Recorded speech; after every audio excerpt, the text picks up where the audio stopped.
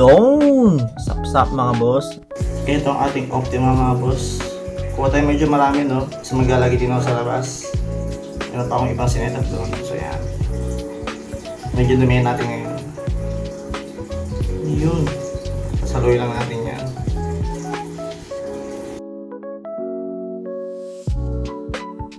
Alright. Goods na to mga boss. Ubus natin pero hindi lahat, no? Ang konti lang din. Yan, mga ganyan lang. Yan, may natira pa. Kasi may maglalagay pa tayo sa labas.